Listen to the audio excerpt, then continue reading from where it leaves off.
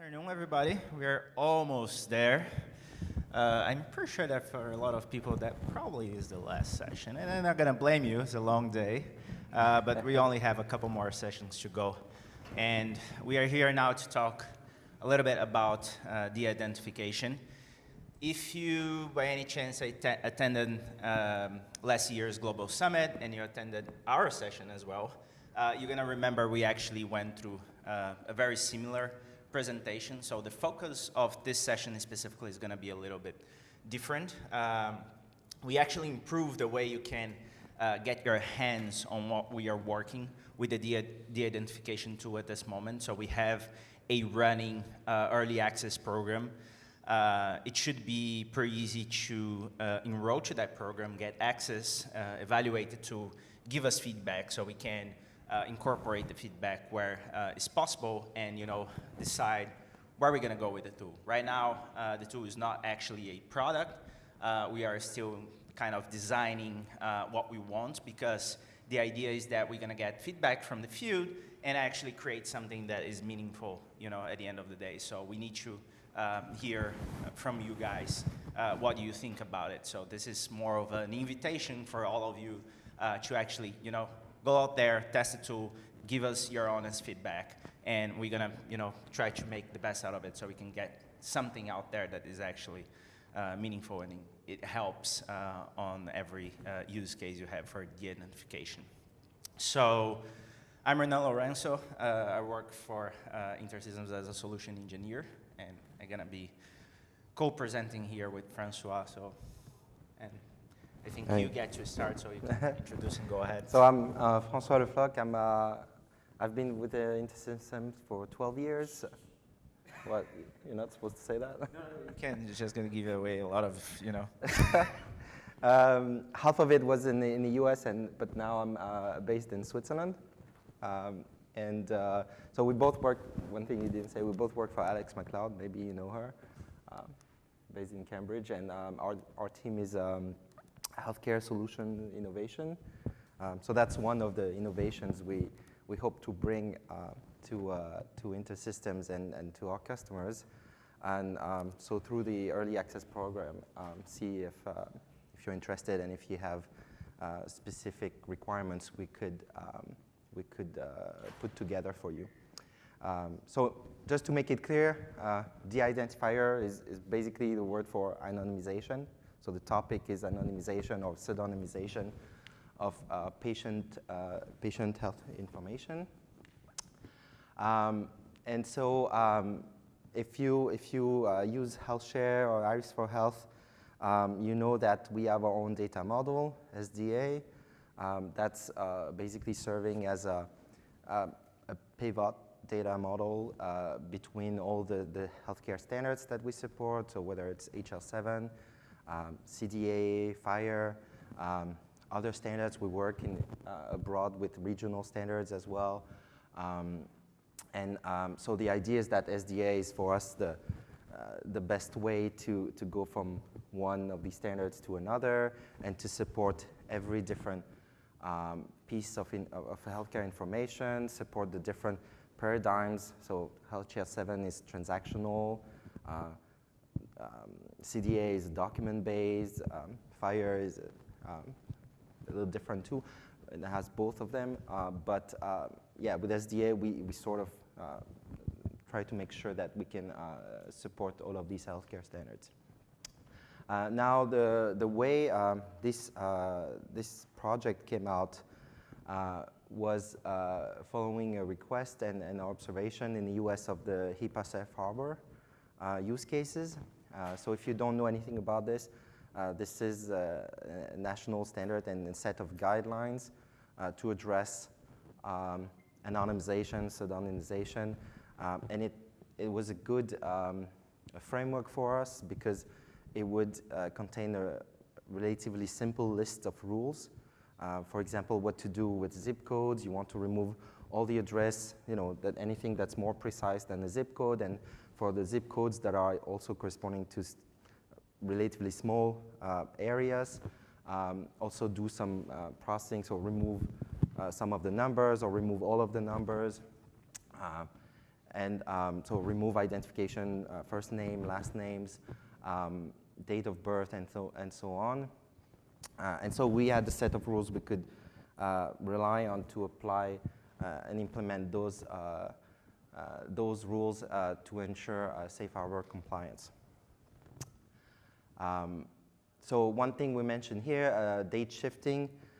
So I mentioned, for example, removing the date of birth as an identification piece.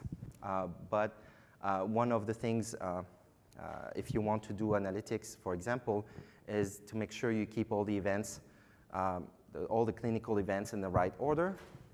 And also maybe information like what's the age of the patient at a certain event.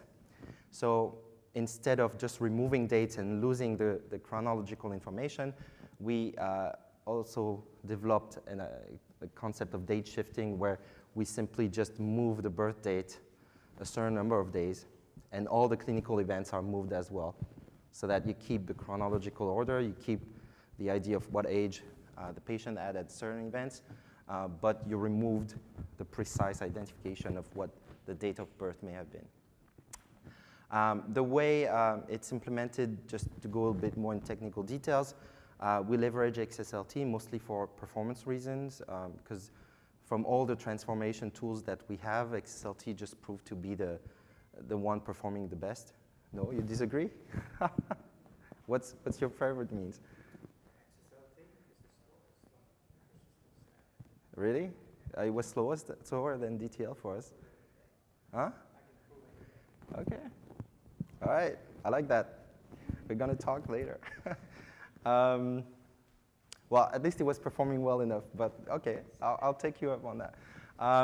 And so we used, on top of XSLT, a set of callback methods into Iris so that we could leverage well, a range of techniques that we use in particular in Health Insights for anonymization, for tracking. If you want to track the mapping between anonymized identifiers and the original identifiers, in case you wanted, to build a cohort and then get back to the patients, for example. And also for customization capabilities, because with a set of callback methods, we could define also an easy, familiar framework for people who use Iris to address different implementations if they wanted to do something different than what we chose. For example, with date shifting, if they wanted to do something different, or if they wanted, instead of scrambling a first name and replacing it with a random sequence, maybe with a catalog of names or sample data. So that's where we decided from the start to make the tool relatively flexible so that you could adapt to different use cases and requirements. So I talked about Iris. We made this tool available and capable of working just with Iris, not in particular with any health share requirements. So just Iris for health because there's SDA and the healthcare data model. But beyond that, the idea was that if you need it with an Iris framework, you could just have Iris for health and use this tool, and you don't need any health share library, or you don't need to buy a health share license. If you have health share, you can use it in a health share framework, and in particular, one of the main use cases is for Health Insights. So you have your data in Unified Care Record, but for anything related to Health Insight, analytics, research, studies you want to do, or cohort building, you would want to have just on that part of health share anonymized data. So we made it possible to just have this tool work in chosen places in health share, right? In the health share workflow.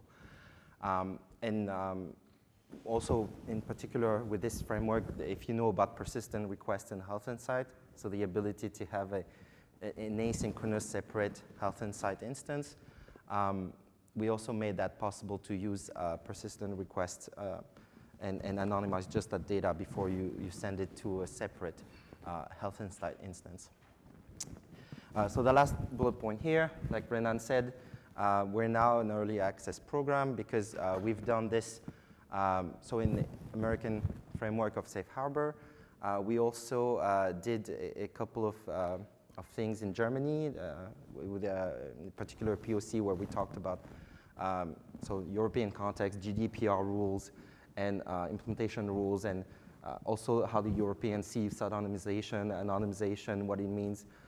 They had, for example, something very specific where they said for a given POC that diabetic patients with certain diagnosis and with certain characteristics like an age range or something would be identifiable according to general standards and general statistics. So if you had a combination of such and such things like this diagnostic, this age range, and maybe a couple of other factors, you had to remove the diagnosis, for example. So we did use that also to put to the test our, I would say, customization framework to apply to not only just HIPAA, but also something in a different country.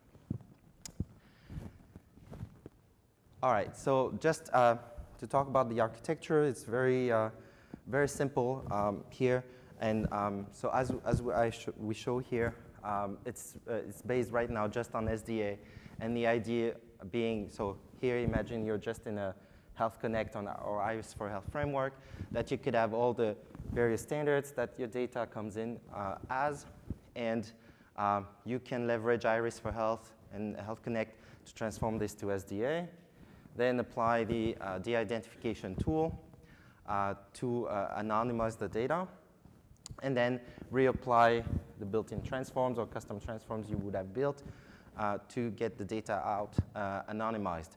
At this time, we only do this on SDA, but obviously we've already had questions, and if there's interest for you, we could consider looking, for example, maybe fire to fire or HL7 to HL7 if it proves, to be an interesting use case rather than going via SDA. But we're also here for that, to get your opinion on what may be better use cases. All right, so I'm going to give to Renan to continue. Yeah, so I'm going to talk a little bit more about the early access program itself, how you get to it, how easy it is to get the content out of it.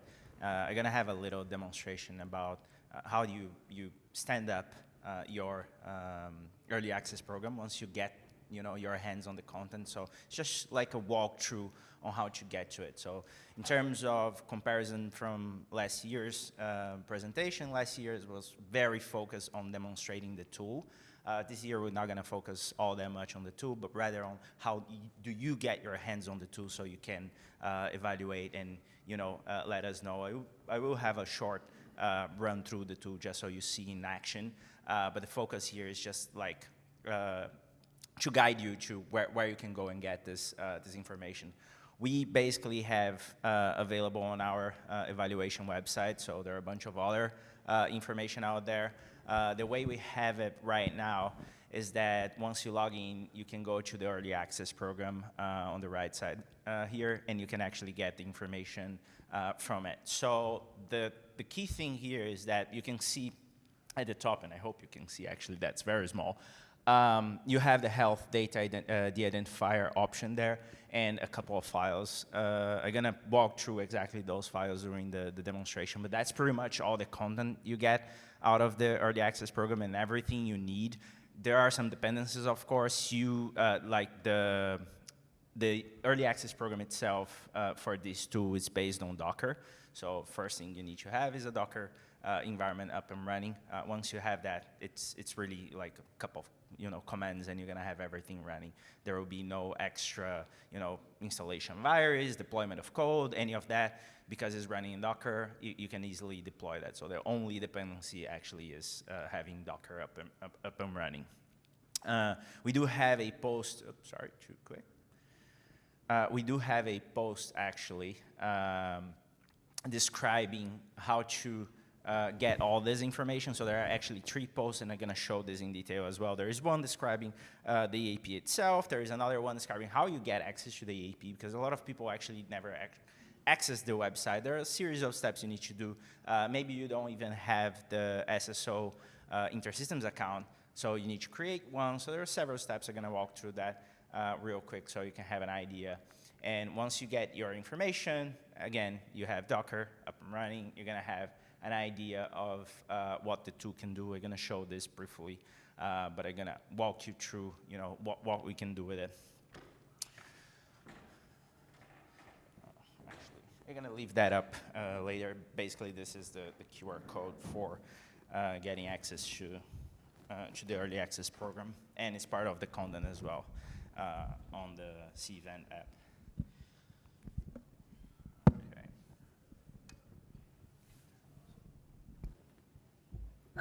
All right. So first thing here is the early access program website. As I said, you have information here basically describing the tool. This is the same QR code I mentioned before is where you're going to get the access to here. Is just on our community website. There's the same diagram Francois just described, a little bit of what is the tool, what we're trying to achieve, explaining some of the capabilities as well. This is a very concise information. The 3 posts I mentioned are all here. You can easily access them. If you don't have access to the early access program, it explains how to create. If you do, you should also read that, because this specific EAP is locked in the way that you actually need to request access to it. So there are a couple of other EAPs out there that you can, once you log in, you already have access to it. Because we need the feedback, we are controlling who is actually using, so we can actually get in touch, know more. Maybe there is some specific use case you have that the tool may or may not attend the need, so we want to understand more. We want to get in touch so we can make sure that whatever we are building here, it's actually beneficial. And the last thing I want to mention real quick about the EAP, I don't know how many of you are familiar with the Global Masters. This is running on the Global Masters program. It's basically like a pointing type reward where you run some tasks, you get points, you can get things like iPads and iPods and whatever. I don't know what exactly they're giving there. The thing I know is that if you actually sign up for the EAP, you get points. If you respond to the feedback, you also get points. It's available, it's out there, it's free. You can sign up, it's totally optional. So in terms of actually signing up for the EAP, there are several steps you have to go through, but they are really quick to go about. The first one is actually going to the evaluation website, which is this website right here. And you have basically 2 options. One, if you already have an SSO information, you can just log in. It's going to work. Again, you still need to request access. I'm going to show you how. If you don't, you can actually register for a new account here. This is a self-service registration.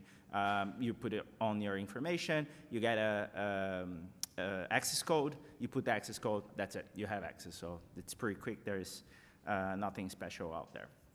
Once you get your account signed up, and you actually need to request access for the EAP.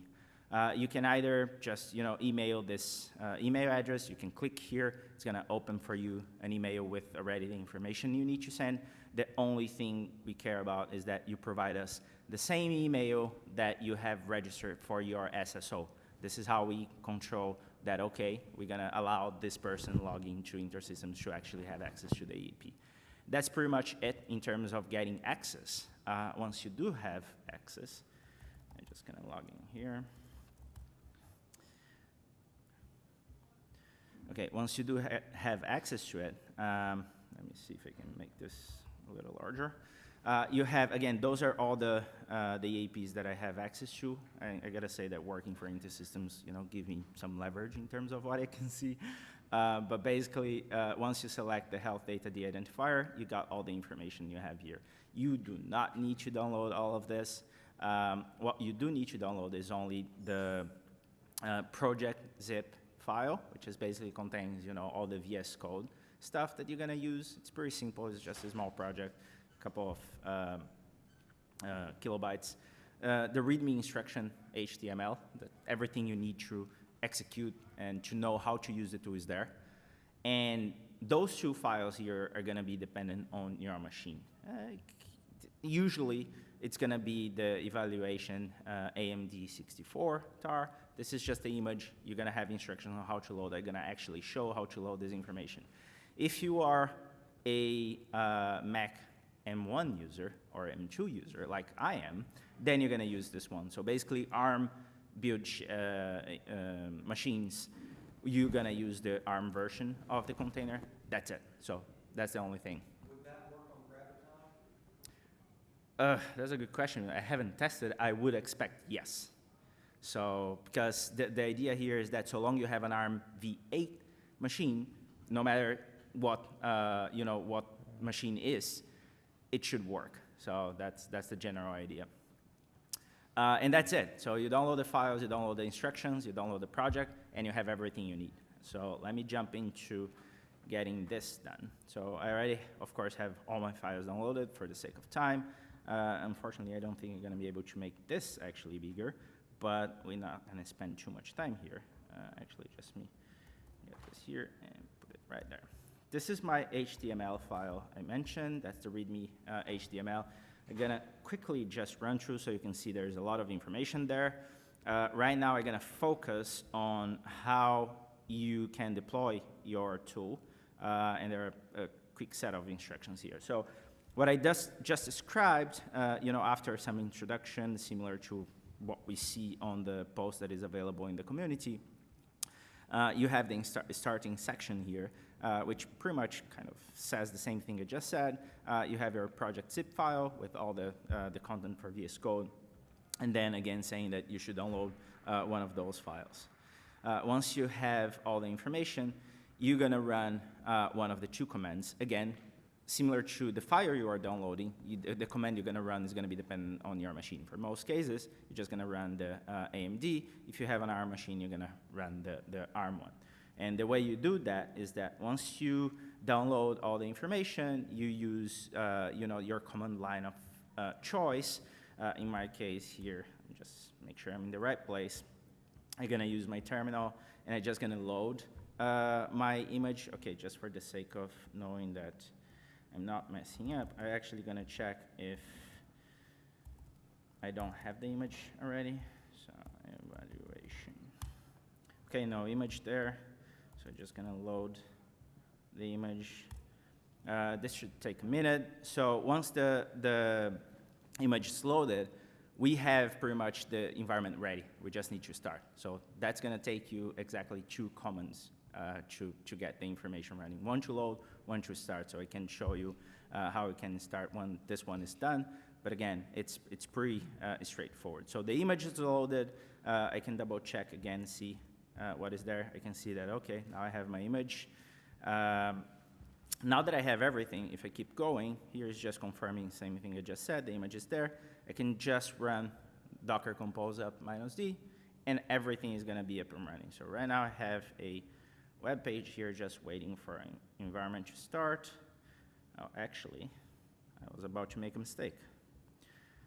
The one thing that the instructions did say, and I was not following, is that you should unzip the project. Now you have all the information that you're going to use there, as I mentioned before. So you have your test files, you have some example of how to customize the tools all there. You have all the instructions as well on what is available, what you can do. You can play around, you can destroy this. There is no harm whatsoever. You can break the whole thing and just let us know that, okay, it's not working for what I want, and then we can try to figure out a better way to do it. But basically, now that I have my project here, I can actually see everything that is there. Make this one bigger as well.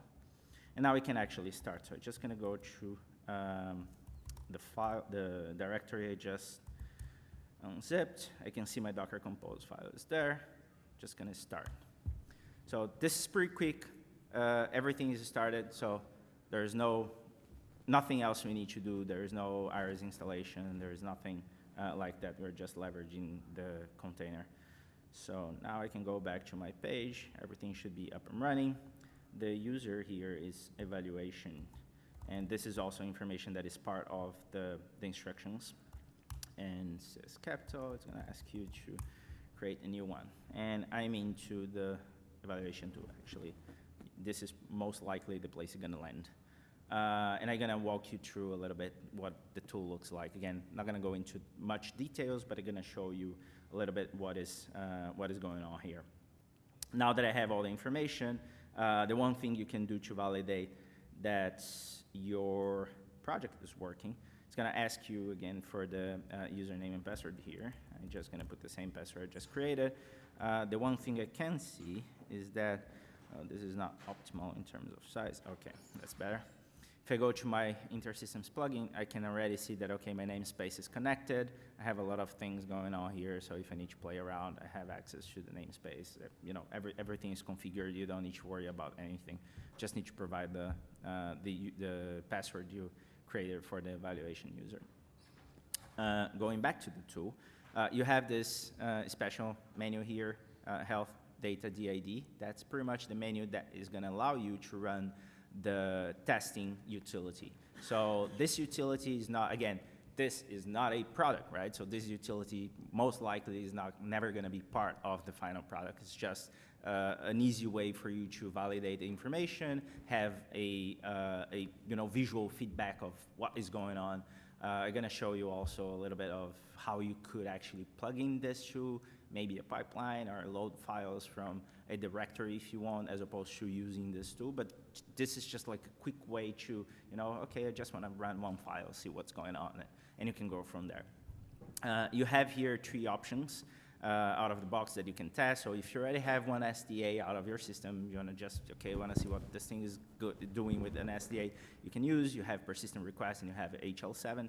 If you don't, we actually provide as part of that project zip file a couple of samples as well. So for this case here, just going to load an HL7 message. Of course, now I need to find my folder. Yeah, there we go, project. If you go to external, you do have a bunch of files here. I have 2 examples for persistent requests, starting with PR. I have one for HL7. The XML here is the SDA. So those are just test files. You can just throw them there, and you can have a look on what's going to do with it. So you can see it's done. It creates a entry here. We can have a look on what's going on. So before we look at that, just want to show you behind the scenes what we did. So if you remember, the architecture Francois mentioned is pretty simple. We get an input, we transform into SDA, we do all the de-identification, we spit it out as whatever other format you want. It could be the SDA itself, which in this case is what we are doing because we are not translating back to HL7. But if you are doing a transformation and translating from one format to the other, maybe you're doing HL7 to FHIR, and you have SDA in the middle, that would plug in pretty well because you're only touching the SDA piece of it. Your input and your output would still work the same. You only care about, kind of plugging into that middle. And this is what we're doing here. We're getting an HL7 message. That HL7 message gets converted to SDA. It gets translated. It goes to its destination. So it's a pretty straightforward mechanism. And we built that way on purpose. So we don't want to disrupt any pipelines. We want to be as simple, as less effort as possible. So we don't want to add any complexity to it. And this is pretty much how we are doing that. Once you have your information, there are a couple of ways you can actually see what's going on in the system. You can see the actual SDA that got transformed, the original one. So if I just click here, I have my SDA version. We can see stuff like, okay, I still see a name here that is identifiable. It looks like a real name, right? So I'm pretty sure that this is my original file.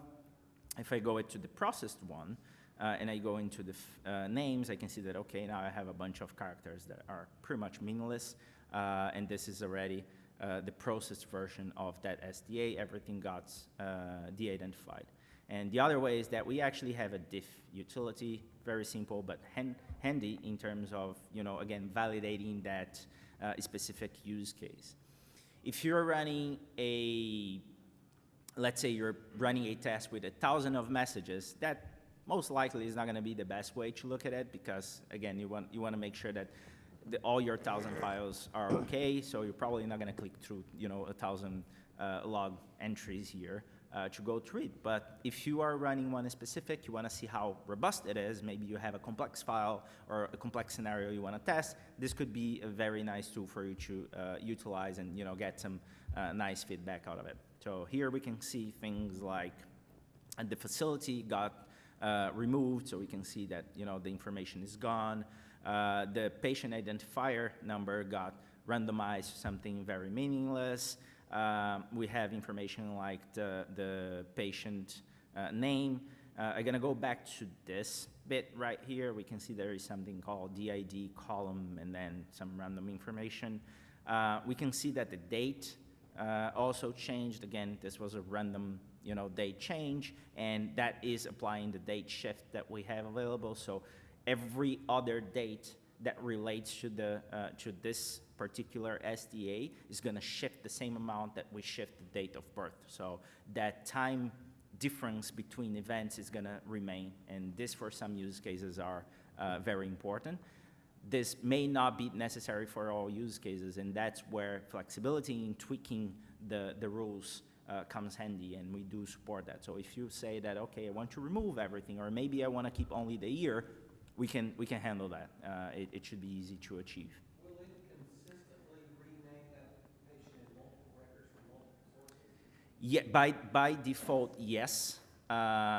We support re-identifying patients, and this is a feature that is turned on by default. So with that, we basically reassign the same random patient identifier. Once you randomize it, then if you find that same patient name or identifier number again, you're going to do the same value after that. Yeah. Yes, for the patient identification piece, Yeah. yes. So we keep that. And this, again, is something that we can turn it off completely. So depending on the use case, if you're like, okay, no one will ever look back to the patient, we don't really care about, re-identifying, you can remove that piece altogether, and there's no way someone can look back and try to find. This can become tricky if you're talking about UCR-related cases, because we do have the aggregation, right? So then if you're changing the patient information all the time, you're pretty much breaking aggregation. There is no way we're going to aggregate data. So it's really use case dependent, but we do support both cases. And then again, it's just a bunch of ways we can look at it. There is another one. Please tell me I didn't do that. Yes, I did. Okay, localhost. And there we go. Okay, so, and then the other one is just a CSV file. I'm not gonna go into detail. You can see that once you're running the POC, but basically it's a CSV file, it's an Excel file actually, with the information of what changed, what not, some statistics about it. A very simple file, but again, it's just a different way of looking at the data, what has changed, what not. So depending on how you're looking, it could be both ways. Just having a look at the production, that's the same production. We had a screenshot earlier, but again, it's pretty simple. This is where actually you could tweak a little bit when you're using the AP. So if you want to say, okay, I already have like 1,000 files I want to test, or 100,000 files, I don't care. You already have a file service available. This is configured. You can just drop files into a folder. I can actually show where that folder is. If you look at the external here, you have HL7 in, you have persistent requests in, and you have SDA in. If you drop files here, they actually gonna be processed. So just for the sake of testing, I'm gonna get now the SDA file. I'm gonna drop in here and pray. Yep, okay, that works. So if we look at the log, we're gonna see that, okay, a new file got processed. So, and the same is true if this, of course, gets disabled by default because I have no information about connectivity, But if you already have a pipeline, let's say to a staging environment, a test environment, you want to run HL7 out of your TCP endpoint, feel free to connect to it. It should work just fine. You get the information the same way, and you get transformed. One note is that right now, for instance, when you're doing HL7 to SDA, we are doing standard HL7 to SDA transformation, right? So any customizations you may have on your pipeline, they're not gonna be here, so don't expect them to work the same. You can import the transforms, but just so you know, this is just like the basic transformation that comes out of the box. So we're not doing any magic with it. And then again, the whole, let's say, core of what we are doing actually, it's right in the middle here. This is where we are actually processing the XSLT. We're doing the callbacks. This is where we actually do the transformation. The services and the operations is just the basic pipelines. We're just getting the data and pushing the data somewhere else. And it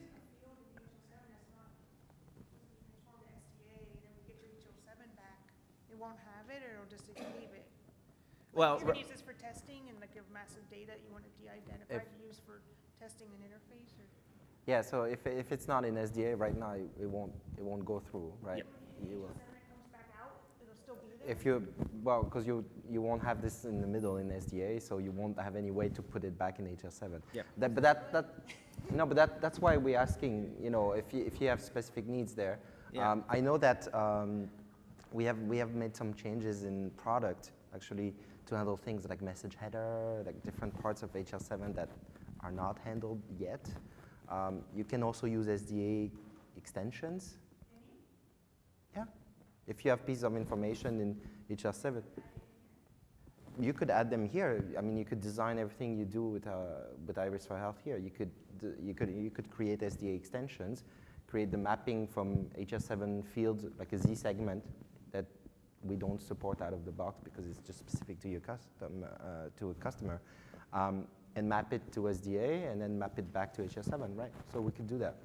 It's actually one of the questions when we think about this is do we actually want to do HL7 to HL7, Fire to Fire, you know, CDA to CDA, instead of doing things like this that would rather do the bridge all the way and we keep our SDA part clean. But yeah, if you have use cases, that's where we would put our hands on it.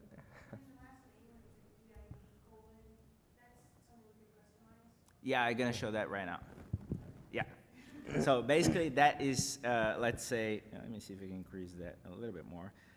Let's say that was our very fancy customization out of the box, just to show that is there. But again, we highlight that on the documentation. Basically here, again, and I'm gonna go into the details here, but this is the XSLT file that we use for the transformation. This comes out of the box. You're free to modify that and, you know, create different set of rules. Here you have some rules that deals with names. The one that we are looking in specific is this one, is where we have the patient name. So basically what this is doing is that is identifying a path in the XML and then doing a callback to a method called xIdName. And what we have here is that we support standard health share customization, if you will. So we have the customization class for the callback inside HS local. If you're familiar with the way customizations are supposed to be done in health share, your customizations should live inside HS local as well. So this should be very common. In here we have a method called xIdName, which is exactly the method that is dealing with the patient name. And what we are doing here is basically injecting that information. So I could be injecting information, I could be removing the information altogether, although I wouldn't necessarily need a callback. I believe we could do that through XSLT straight, but this is, again, an example of how we can do, just remove the gender altogether. But this just are some examples of how you can play around with the callback methods and then start applying rules that are maybe specific to a region, regulation, or even your organization. If you have specific rules, you can, play around and create them, and it should be easy enough to modify them. going back a little bit to the question regarding keeping the patient name the same, the identifier the same, this is one example of how we can actually remove that track. So as I mentioned, it comes by default turned on, so we keep track of the patient identifier, so we can consistently de-identify the patient name and MRN and things like that. Here we are basically just removing that altogether. So if you have a use case where I don't want to keep track of anything, just anonymize everything and let them fight. This is one example of how we could achieve that. It's very rudimentary, I would say, at this stage, but we do support the capability. Again, just going back to, and I keep getting the browser wrong, just going back to this file. In here, you're going to have a little bit of what I just described. You're going to have information saying that, what is what inside the system management portal, what you have access, all the information you have available. The part that I want to show is actually, the advanced part. So here in the advanced part, you actually have some customizations you can play around. These are just suggestions. Maybe you're putting this in the hands of someone that was like, never actually play with it, but good luck. Let me know what you think. At least here has some examples and some text around, try this and try that, and let's see how it works. This pretty much explains how you can do a small customization, what you should change, where is the expect change, so you can go through it. There's changes to the XSLT file, how you should handle that, changes to the methods themselves, to the callback methods, and how you should handle that as well. How can you prove that the information you're changing gets affected? In this case, for instance, you're adding to a diagnosis code a text called my custom. But it's just to exemplify how you can get customizations out of it. I think for the demonstration, that's pretty much it. Again, this is our invitation for all of you to join the EAP, run the tool, let us know your feedback, let us know your use case, what you expect from a tool like this, because we do want to hear and make sure that once we get this out there, it actually benefits everyone. And I think that's it. Yep. What about the notes or the docs? Sorry. Yep. What about the notes or the documents, either in HL7 or SDA? How are you anonymizing or de-identifying the So patient's right now, if you follow the name? HIPAA rules, you'll remove that. Yep. Because You will unless you you will can remove- structure it and extract You will know, remove concept, completely? you'll remove Yeah, it completely. remove completely. That's the simplest thing to do, honestly. Yeah. That's the simplest. which Unless I you can could do. start reading and, that's where you would use INO maybe to extract the concept, to extract the information. Like, was there a diagnosis in there? Was there some information about patient age, the patient gender, things like that, and what would you do? You would remove the word that says it's male patient, so you remove the word male, and does the sentence still mean something? Yeah. Let's say that You know what I mean? HIPAA It's becoming a little, Yeah, HIPAA got the easy way complicated, out. right? So did we, because Yeah. they wrote the rules. But yeah, you could apply, you could use libraries out there to kind of try and parse the document and do exactly that, remove information. But again, now, it's Not out. use case dependent. Yeah. Not No. now. Okay. Yeah, now that you've seen the keynote on the first day, maybe you're thinking next year, we could come back to you and say, oh, ChatGPT, anonymize that whole sentence to just say that person came to the hospital. Okay, Yeah, except Yeah, so ChatGPT would have the to have biggest access to that use case information of before. No, I'm like joking. de-identifying a production data, Mm. in my opinion, would be like any of the research or analytics use cases. So like in the early phases of any AI or ML use cases, you pretty much need production data. Like Yeah, whatever yeah. you have in your non-production, it's not sufficient or good enough quality of a data where like Yeah. you have the diagnosis or encounter dates and things like that. And So- then there, if I lose the documents, like, it limits my abilities, what kind of Yeah, yeah. analytics.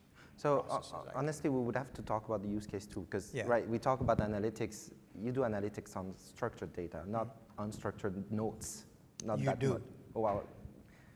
Okay. That's what NLP does. Yeah. Okay. Which is part yeah. of the AI and ML. Uh, so. Sorry to break. No, no, you get a good point. Yeah.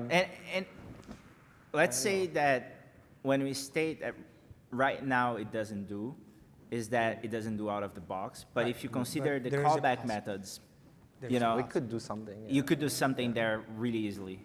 I mean, not really easily, but At least something. you have the ways. Yeah. Yeah, you have all the hooks. You could basically get the document in one callback and say, you know, do whatever NLP you want with that, get me the identifier, and then store that information. It is doable. All right, let's touch base maybe after Yeah. you and Alex. Maybe you can add some example. Yeah, that Yeah. sounds like a good use The case. SDA extension, you just load them in there? Yeah, yeah, it's the same data model. So if you have done this work in HealthShare or in Iris for Health, just load the same extensions, Yep. the same mapping you've done before. We haven't, so anything you saw in the production, we didn't invent anything except like one piece in the middle. Everything else is standard code, standard product code. And we even made the piece in the middle in such a way that it can be part of a transaction, so going from left to right, or it could be a query response, so it could also respond back to the service if you wanted. But yeah, it's just one component in the middle that we created. Everything else is standard, Iris for Health, HealthShare. So extension mechanism, everything you see documented would work. What's that?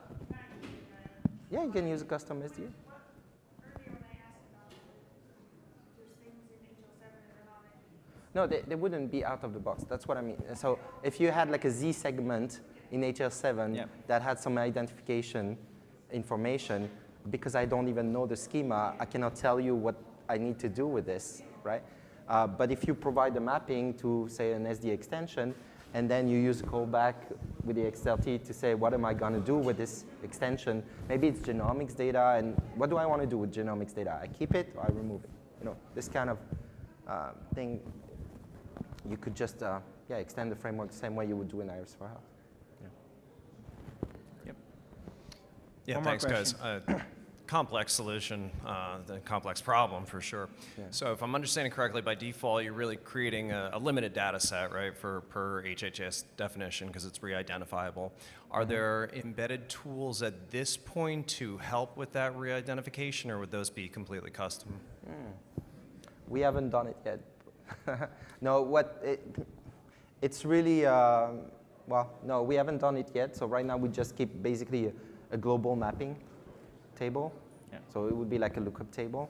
But we haven't done the workflow of re-identifying, putting back the identifiers. And one of the reasons we haven't done is that because this is meant to be a tool, so we don't necessarily store the information of the patient, right? So we keep track of the identifiers. So what we would expect is that, and this is the piece we don't have, is that you expose like an API to say, I'll give you the de-identified patient identifier, which is weird, and you give me back what is the real one. And then you run that, query on the systems that has the information. So the thing that is actually missing right now is just the API. But because we are still on the very early, stage of development in the tool, we haven't actually, put anything on it. But the idea basically, even when we get to that point, would be to have something like this. You have an API available, and you provide either the de-identifier or the identified version of it, and you get the opposite.